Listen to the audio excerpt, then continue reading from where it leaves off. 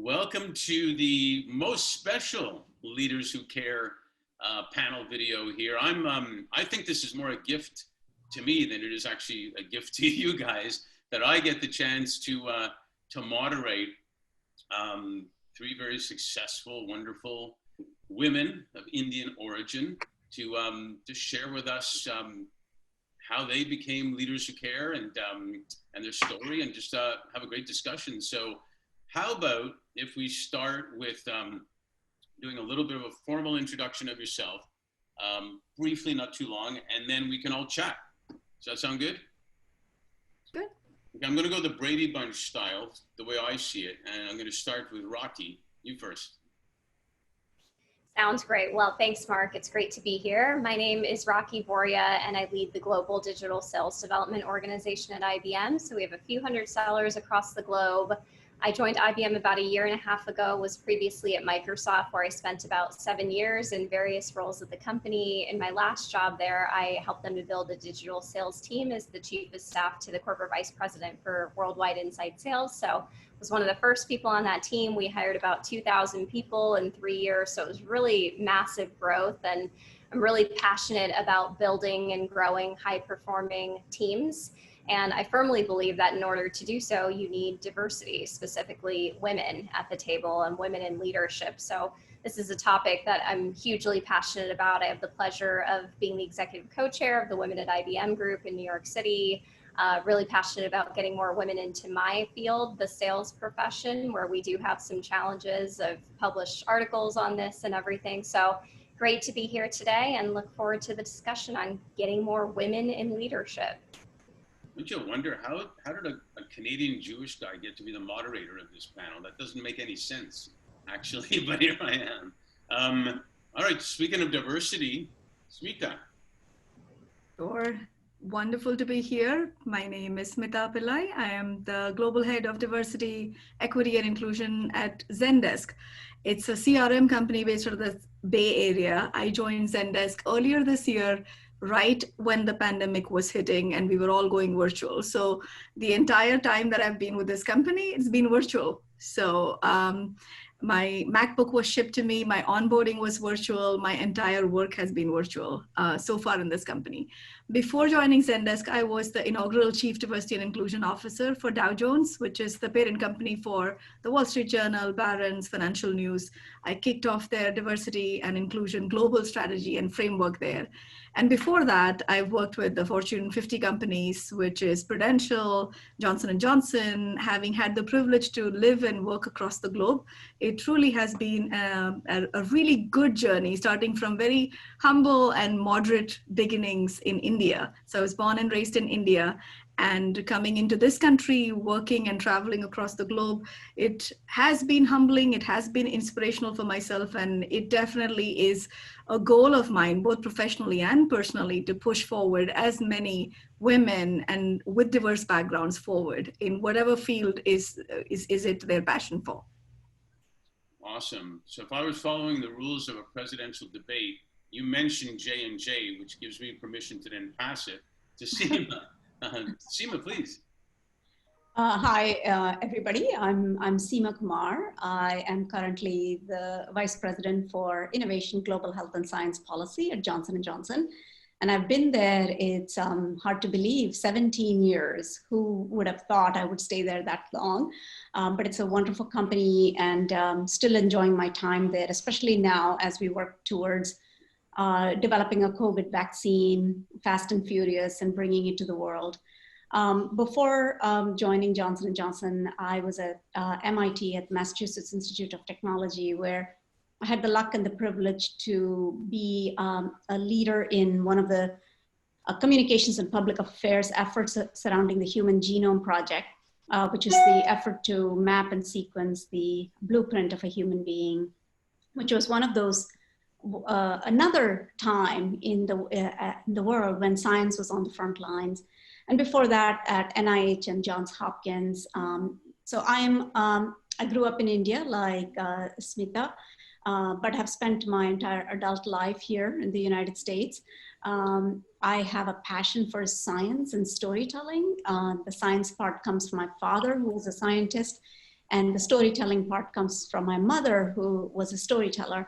And so throughout my entire career, I have been passionate about storytelling, but also passionate about science and bringing science to the public and the public to the science. And around that same time, when I was growing up in India, I also noticed the fact that women, the status of women in life was actually, quite underprivileged, marginalized, and that always stuck with me. And that's how I began my storytelling. So even though I was studying science, I began writing about the status of women and started to get published. And then that I have kept that up, and women's empowerment has always been one of the key themes, red threads that has gone, through the entire career that I've had, and mentorship, but also creating a network, and most recently launched an initiative to bring South Asian women together, the diaspora together, women diaspora, to see what a collective action we can take as a community and how we can give back, to the next generation. So again, glad to be here, glad to be with two other amazing women of Indian origin, and with you, Mark, to talk about women in leadership. No, thank you. And it kind of leads really well to my next question. And I got so much that I want to ask. I think there's definitely going to have to be a sequel here, the way I see this going. But so what does it mean to be a woman, especially of Indian origin, in life, not to sound too philosophical, but in life, but also in business? What does that really mean? And maybe Smita, we can start with you. Yeah, sure. The first person that comes to mind when you ask that question is the famous Indra Nooyi.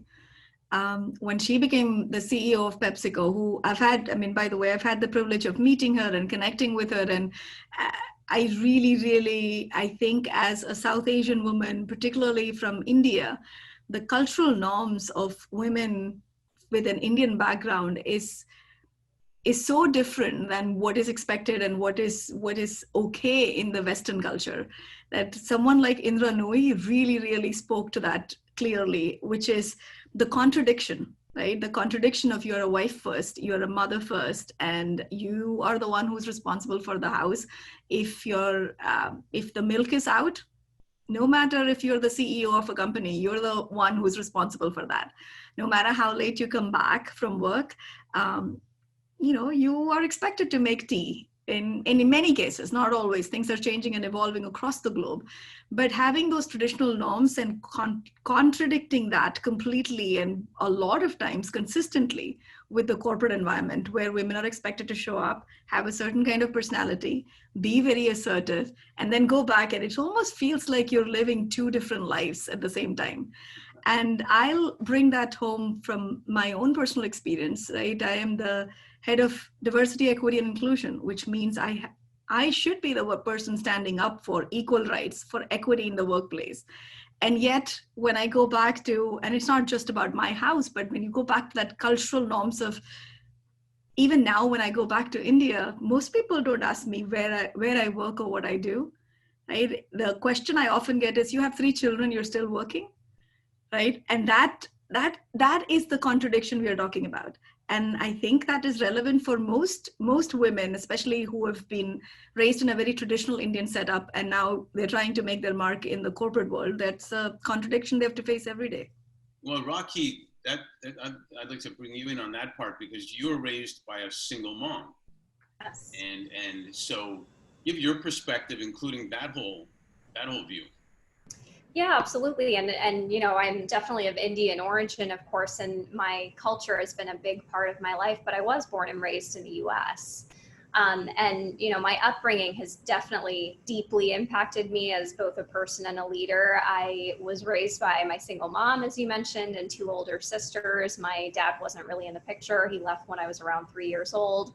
My sisters are quite a bit older than me, 7 and 10 years older. And so I was really fortunate to be raised by a very strong woman, and she just kind of had to figure it out. I mean, she was an Indian immigrant. There was a time where she was working 3 jobs at once, but eventually she ended up starting her own company. She's the CEO. She did advising for President Obama. She was always involved in her community and cultural efforts, economic boards and commissions and everything. And so I think from a young age, I had a firsthand glimpse into that, especially because eventually my parents got divorced, which is a big deal in Indian culture, as Seema and Smitha can probably attest to. Nowadays, I think things have changed a little bit, but at the time, it was interesting just to see how my mom had to navigate through some of those situations and continue to just be a very strong, fierce, independent woman who had a seat at the table. And I think some of the experiential training and learning that I got from her going to all of those events and things really gave me a sense of just how to negotiate, persuade, and influence at the highest levels, especially when you have a seat at the table with typically only men. But I think the other thing that she did that really helped me personally was she wasn't afraid to leave her culture at home.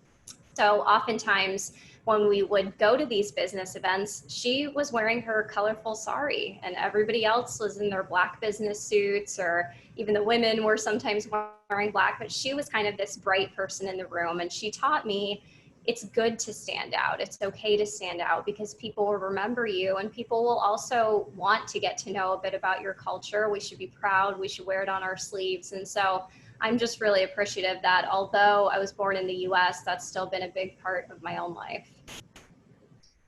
That's great. And Seema, if you could give your perspective on that too, and then flow it into what attracted you? How did J&J attract you to come there, seeing that you didn't expect to stay 17 years? So give your perspective on what it's like to be a woman, Indian origin, and then how you were attracted to J&J.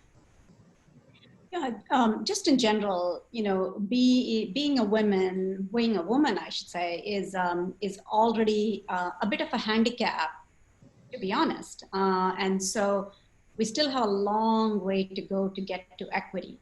So then you have another whammy where you have, if you're a person of color, then, you know, that's even more of a disadvantage. And not to play victim mentality or anything like that, it's much more about stereotypes. And the types of boxes that you automatically and unconsciously are sometimes put in. And those boxes are, for example, the longest time, and this is just everywhere. People will see my last name Kumar, and the number of people who will assume that I'm in IT, you know, they will just think that I'm in computer science and I'm in IT. I'm in the IT department. Right. So, you know, so there are those sorts of things.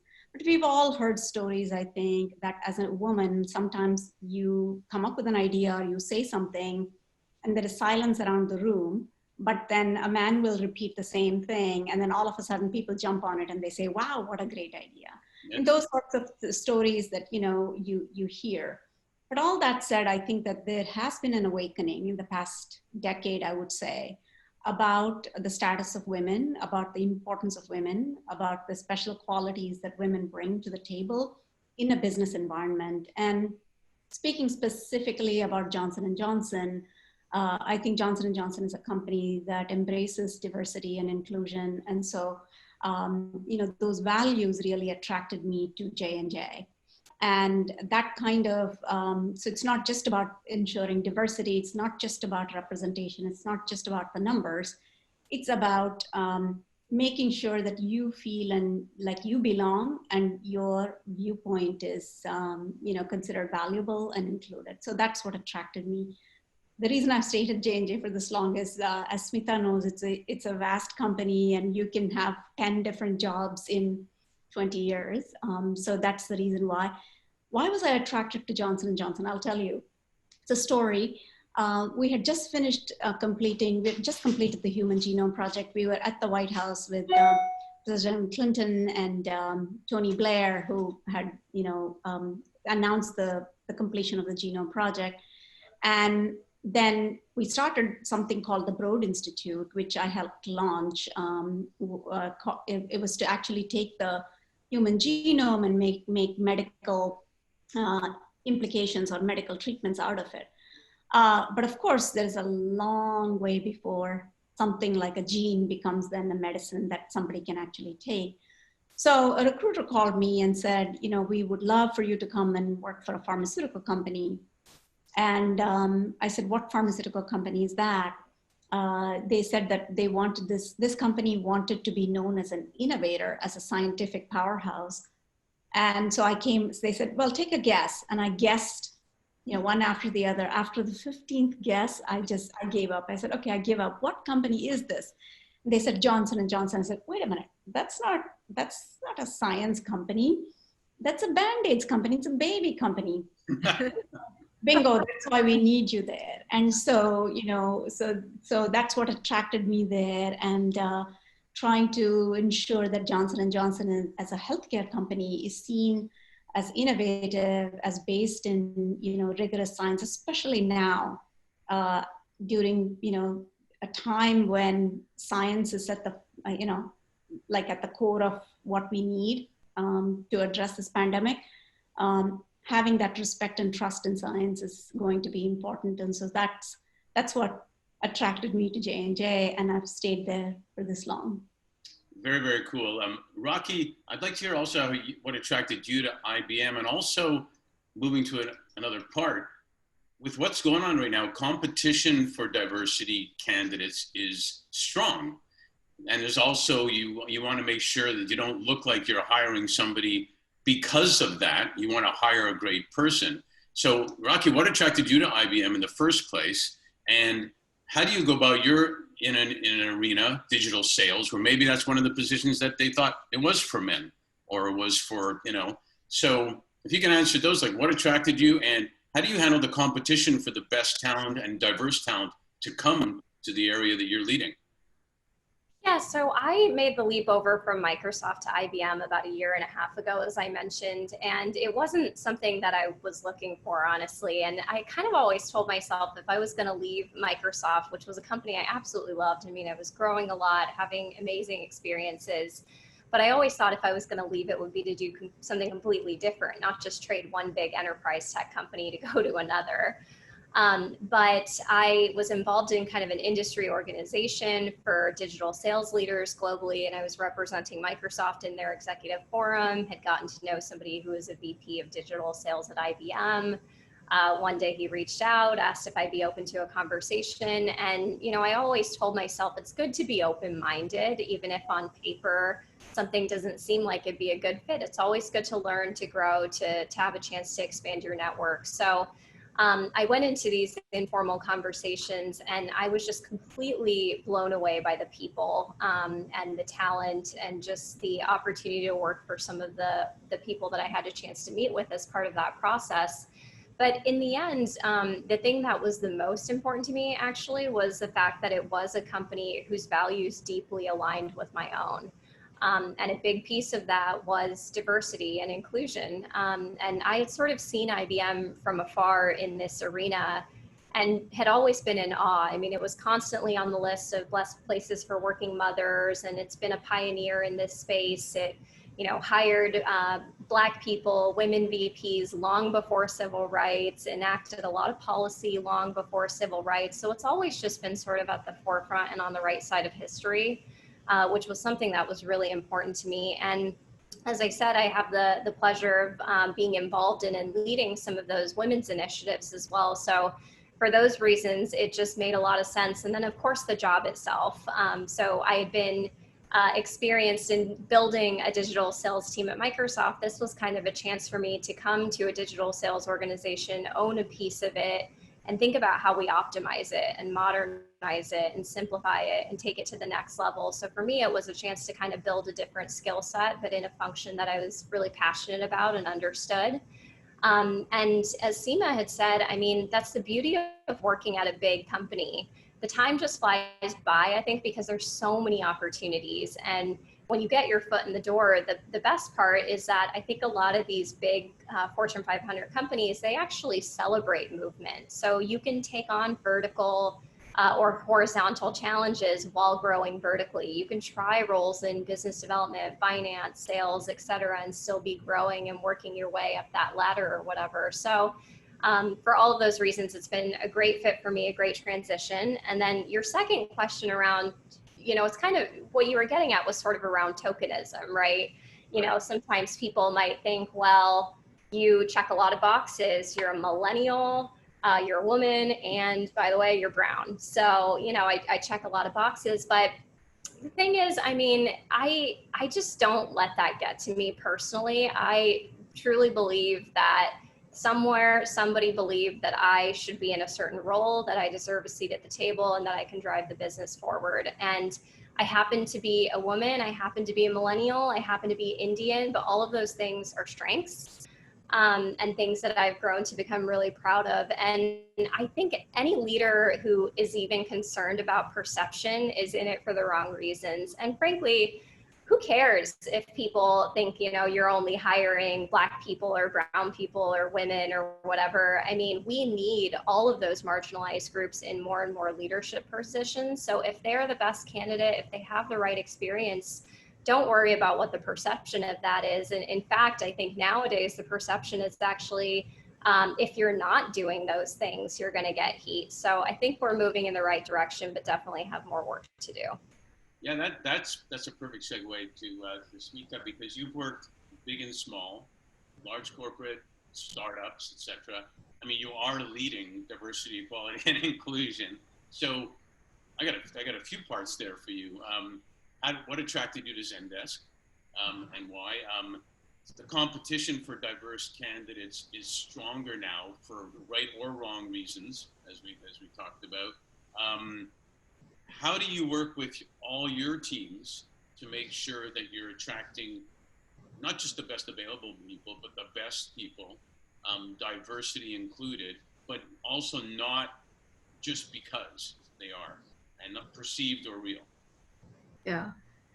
So yes, you are right. I've worked, like I said, I've had the privilege of working with, I was with Johnson & Johnson for 13 years, right? So I still have pretty deep roots there, and it's still considered my alma mater, and I love J&J. So great company, Seema. So you know that, of course, you're there, great company. And after that, I've had the privilege of working with some Fortune 50 brands, right? And that in itself speaks volumes in terms of how each company views diversity, equity, and inclusion is very different. When you think about companies like Johnson & Johnson or some of the other companies I've worked with, these are, at least 50, 60, 100-year-old companies that I worked with hundreds of thousands of employees around the world. How they approach diversity, equity, and inclusion is an evolution of their own journey, and that has been their strength. What attracted me to a company like Zendesk, which by the way is the youngest company I worked with, right? So it's a 12-year-old company, is number one, like Raki mentioned, the values aligned with who I am. We have this word which we've coined. It's not a real word, but it's a combination of being humble and being confident. So the word that we've coined at Zendesk is humblident. So when I was, it's a pretty cool word. And when they approached me about this role, one of the first things that attracted me was, it might sound very silly, but it was this word. Because growing up in India, we were always taught, especially as girls, and in general, all kids in India are taught to be humble, right? Just to be humble. You cannot question authority. You cannot challenge someone who's older than you. Just be humble and listen.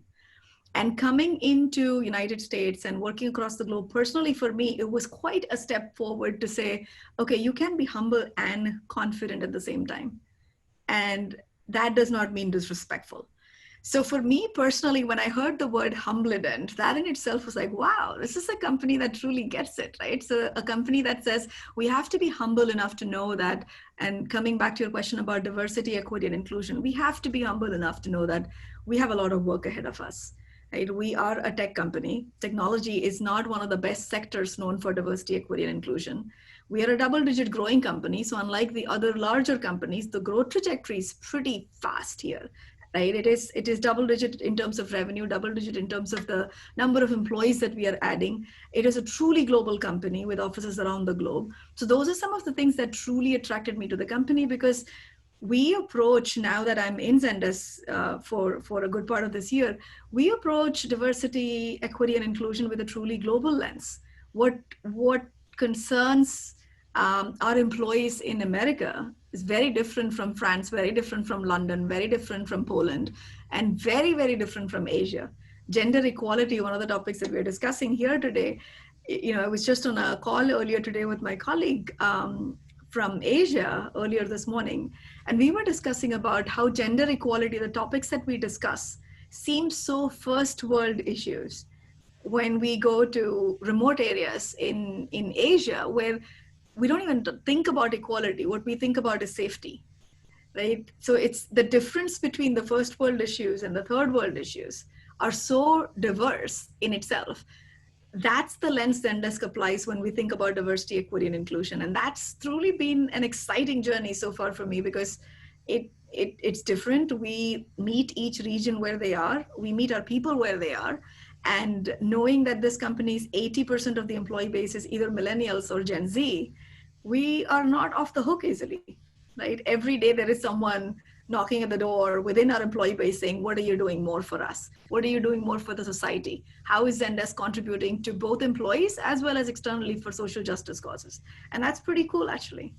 That's actually super cool because, well, this is a Leaders Who Care series, and Fifth Element, one of our core parts is executive search. And what I usually am finding is so many more people are first of all, they're not giving up their financial well-being to work in a nice place, but they want to have financial, and they want to also be taken care of in their physical and mental well-being. Mm-hmm. So with respect to advancement of women leaders and retention of women leaders, since other firms will try to recruit other women, including our firms, but not from your companies, of course. We would never do that. How do you, tell us a little bit about your strategy with respect to advancing women? And I mean, somewhat also, not just putting women in leadership positions, but it won't do any good putting women in leadership positions if there's not any other women coming up behind them to succeed them and keep going. So how do you keep the great women you have and keep them interested and keep them there and advancing? And what kind of strategies do you see in your positions to make sure there's succession coming up, there's empowerment? And some women even tell me they like, and some don't like the empowerment word. They want a different word. And other things like mentoring. How does that all play into advancing and keeping women? Seema. Yeah, I think, what gets measured gets done, right? And so one of the things, the way we look at it is to actually look at data. And looking at data, what does that mean? It means, first of all, it starts with the numbers and ensuring that there is, there's enough of a pipeline of women. That's number one. Number two, it's not enough to just have a pipeline, because typically the pipeline of women is a leaky bucket. So many women sort of leave careers for a whole host of reasons. And, ensuring that there are some basics, table stakes, right? Things like flexible work hours, family care on site, flexibility in terms of, what they can do, how much time they can take off, all of that. So there are table stakes like that I think are important in ensuring that retention of women, not just, coming into work, but also then actually staying in the positions that they are, is an important piece of the puzzle. Second thing I think is that there are many women who might leave the workplace to take some time off. So having programs that can sort of, what's the word I'm looking for, bring women in back from work, because it's a bit of a hurdle. If you've been away from the workforce for 3-4 years and then you're trying to re-enter the workforce, that re-entry can be hard. So what are things that we can put in place to ensure that that re-entry is successful? I think mentorship is a key piece of the puzzle. Networking, is a key piece of the puzzle, and then championship. So one of the things I think you'll hear is championship and sponsorship. So mentorship is one level, but I think what you need is much more than mentorship. You need somebody to champion you, you need somebody to sponsor you, and you need somebody to help you develop and give you projects and opportunities that allow you to shine and be visible. So those are all meaningful things beyond the table stakes that we can do. So I think that's where I think what the advantage of major corporations is that there are systems in place, there are benchmarks, there are best practices that we can lean on to do this.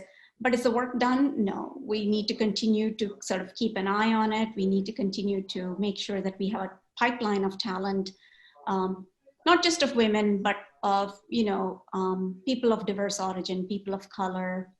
You know, it's all across. Yeah, and Seema, see, I love the part about, I'm glad you mentioned championing, because mentorship is one thing, but you really need somebody pulling for you in a company and keeping people. You know, unfortunately, IBM, for Microsoft's sake, got you. So not like they did anything wrong, but they probably would have loved to keep you. So can you talk about both sides of that? Like they weren't able to keep you, but there was a reason you went. And what type of what's your perspective on the ability to, as we said, advance women and make sure that there's succession to the leadership roles? Yeah, I mean, I think this retention piece is actually one of the most critical pieces of the puzzle, because it's the thing that's keeping me up at night. I think a lot of companies are making a lot of progress on getting more women in the door, but there's no point in having all of these efforts if you're not fostering a culture and environment where they can succeed when they get there.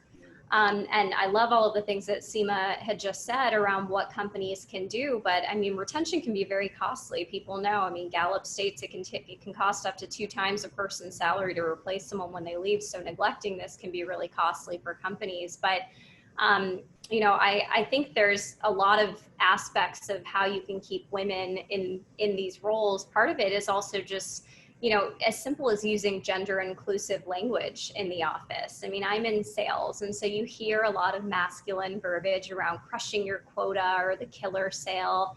Those things matter. I mean, you got to really take a step back, redline your job descriptions, make sure you're not saying those types of things. I think, you know, employee resource groups can be a critical way to foster community for women, a chance for you to network beyond just the organization that you're in. Being paired with a female mentor, another person, because, you know, as they say, if you can't see it, you can't be it.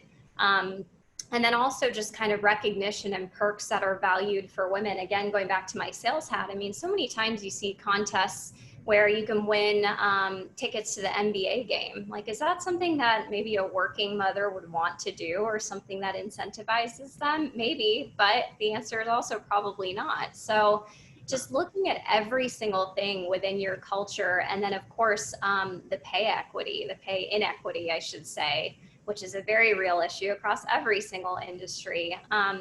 But, you know, I think companies and organizations, just as Seema said, have to commit to action and make it a business priority, just like anything else. Measurable goals, KPIs, management systems, and that's what IBM does. And we try to be transparent about where we're at in the journey. I'm proud that, you know, a couple months ago, IBM just shared its corporate social responsibility report, and it shared the numbers that we have. And not all of it is pretty, but we actually did achieve record diversity across all groups. We were above the market for overall women representation, but being above market is not enough. You can't just pat yourself on the back and say, let's call it a day. So, you know, our executive bonuses are actually calculated by the progress that our business units make in this space. And our senior executives have a monthly scorecard that they look like. Pay is tied to hiring, promotion, attrition for diverse populations. So I think all of those things are really critical, I guess, if you want to really be able to advance and retain some of the women in your organization.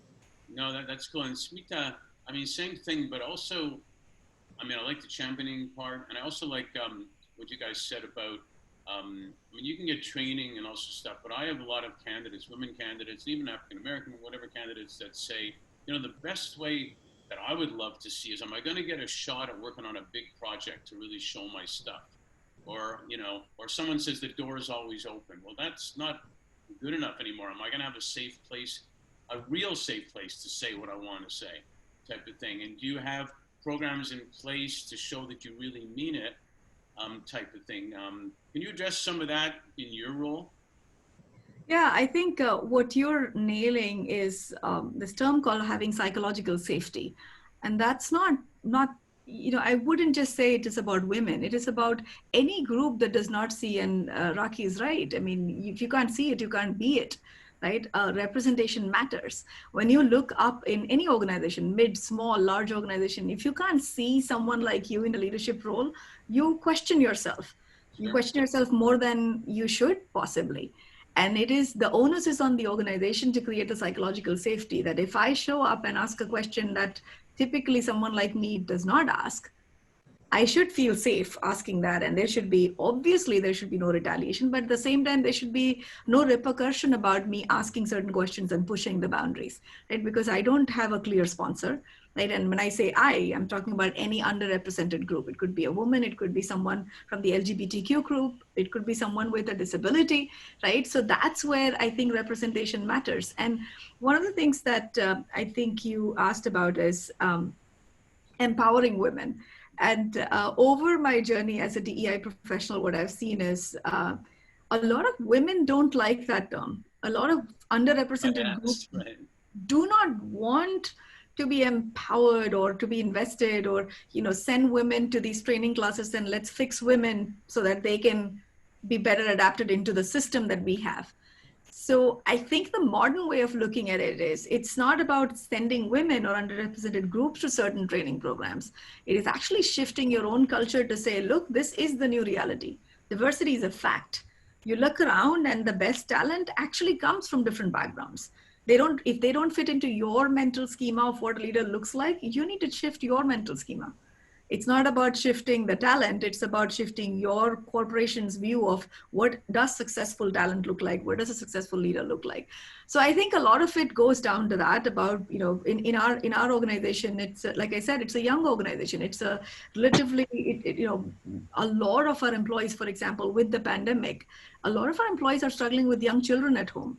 Right? And what is and yes, Seema is right. Large organizations have systems, and I've worked in large organizations, so I know exactly the difference between a large and a smaller, fast-growing organization.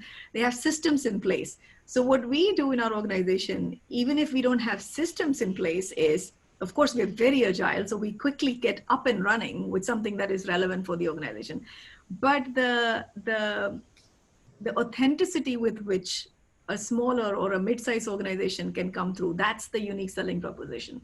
So when COVID hit, and when parents, in our case, when parents were struggling, and men and women, or the same gender couples were struggling with the childcare issues or elder care issues, what did we do? We launched a whole campaign, and we created a series where our CEO, who has, showed up on the video with 4 of his children and saying, look, I struggle. This is real. I have 2 dogs. I have these children, and I struggle. And this is real. And I want you to take the time you need. And yeah, we don't have, policies written down, but look, if you need to take 3 hours off to settle your children into school and then come into a Zoom meeting, totally okay. Right? And one other thing that Seema mentioned, I think it's very critical, large or small company, what gets measured gets done. So in our company, for example, one of the biggest moves we've made, and kudos to the leadership here, is we've created diversity, equity, and inclusion as an enterprise OKR. So in the tech space, the OKR is the objective and key results. And it's the enterprise OKR, right? You cannot shy away from it. So if you don't deliver against it, you're dinged. You're told that you're not delivering against an enterprise OKR. It happens to be diversity, equity, and inclusion. So that's the way I think, regardless of the company size or the culture or where you're based, you've got to push accountability through. That's the only way it can happen. No, that's awesome. So we're running out of time. So you guys, before I let you go, you're gonna have to promise and publicly to, we just lost Seema. I guess she doesn't want to promise. There she is. You could have just said you didn't want to. You didn't have to turn on. No, my dog came running into the door. We want to see the dog. That's part of real life. No, I'd love you to promise to do a sequel, because I got a lot more questions. But to complete, at least for this one, is what I'd love to ask you is, number one, do you see yourself as role models? Like Rocky said, you see it, you see someone, you believe it. Do you see yourself as role models for women and girls?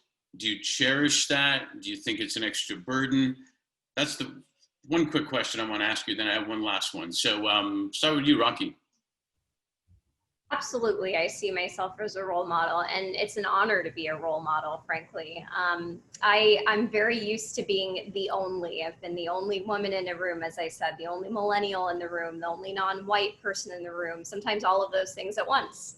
And then on top of that, I'm in the technology field, which we know has gender inequity, and in sales, which people might not know, but is actually the business function with the second largest gender equity gap across supply chain. We just don't hear about it very much. So as I've kind of grown as a person and as a leader, I've come to realize that being the only can be a really good thing.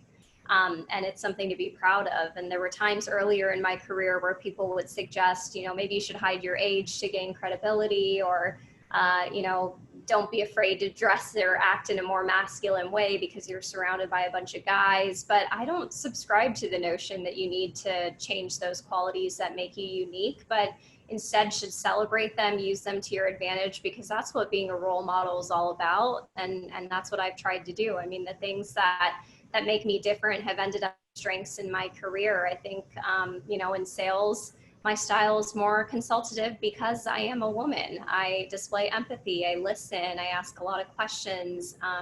And then being earlier in my career in many, many instances compared to some of my peers, it just allows me to have a fresh perspective and innovate and push people to think a little bit differently. So I think, being a role model is something that probably, every woman, you are a role model to somebody if you're in a position of leadership. And with that, we carry not burden, but I think, the pleasure of being able to be somebody that people can look up to. And so I think, for me, I try to just be myself and believe in myself and encourage people to do the same. I think that's a good choice. You should speak to Smita about empathy. She knows a little bit about that. Has some circles that she talks about. But Seema, before you go, what do you think? Yeah, I mean, I completely agree with Raki and Smita. I mean, they are both amazing role models. And yes, I would consider myself role model. I think, being inspired by each other is an important aspect of sort of that collective spirit of, I don't want to call it empowerment, but it is actually owning who you are and being who you are. And I love what you said, Raki, about, not trying to be masculine yourself or become male. I remember getting rid of all my pantsuits with those big shoulder pads. You remember those from a long time ago? That was one of those things where if you're not authentic, if you have to sort of twist yourself into something that you're not, then you can never be an authentic leader and be true to yourself and inspire others. So role modeling is important, but I also think that you can learn from anybody. It doesn't have to be somebody in a leadership position. Like, you don't have to look up, quote unquote, levels to look for leadership and role models. Role models can be found anywhere and everywhere. And I think that that's where we need the storytelling part that I love, is to talk about people who are not just the Indra Nuis, right? Indra Nui is very inspiring, but to also talk about the Rakis and the Smitas and the many others who are there who can inspire others. Yeah, it's 100% right. I heard someone talk the other day, they said, the cashier at CVS store has great stories too. And you might be able to learn something from that person also. So, Smita. Yeah, I mean, I think I'll be honest. I really don't look at myself as a role model. I just go on and do what I need to do every day. But when I look at my young children, for sure, I do think, if for no one else, I definitely am a role model for my twin girls who are now getting into first grade, and with all virtual school, they'll mock me when, I walk into their room when they're with their headphones on. It's like, I'm on a call.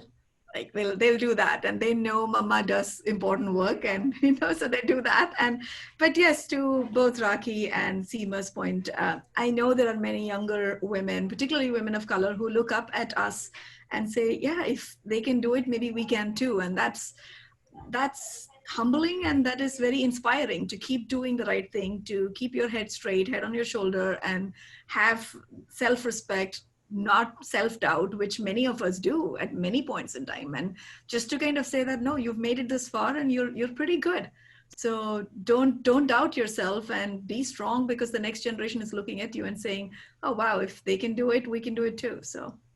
And you know, you're a role model for me, Smitha.